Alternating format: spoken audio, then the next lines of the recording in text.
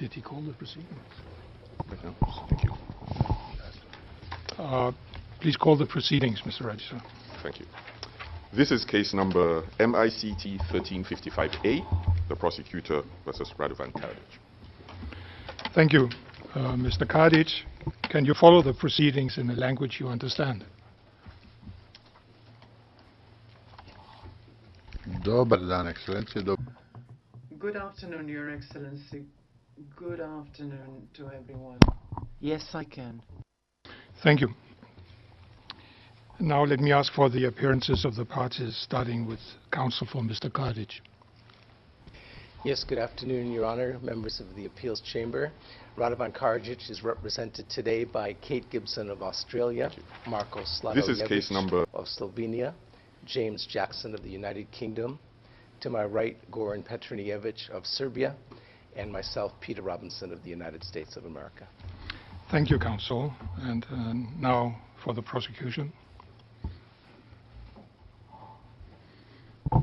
Good afternoon. Barbara Goy and Laurel Vague for the prosecution, with our case manager, Ian Reid.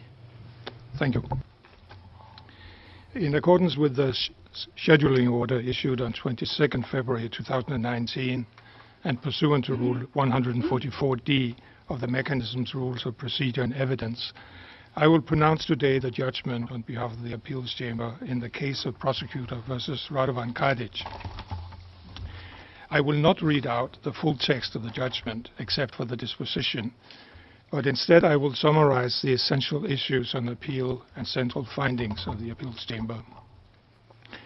This oral summary does not constitute any part of the official and authoritative judgment of the Appeals Chamber, which will be distributed in writing to the parties following the close of this hearing in confidential and public redacted versions.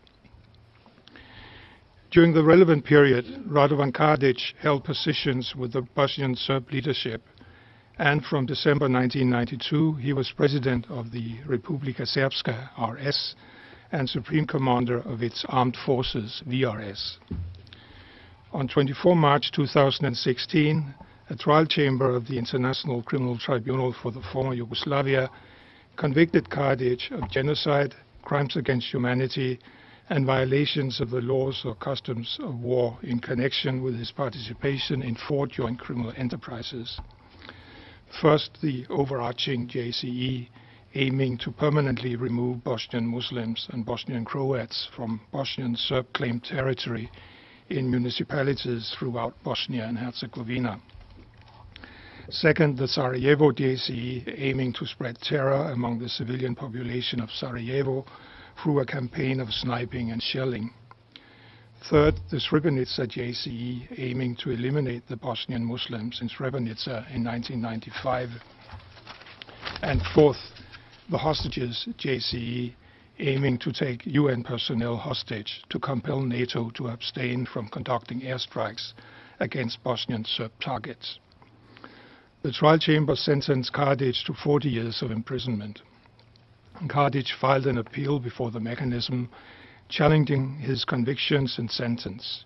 He requests that the appeals chamber vacate each of his convictions and enter a judgment of acquittal, or alternatively order a new trial or reduce his sentence.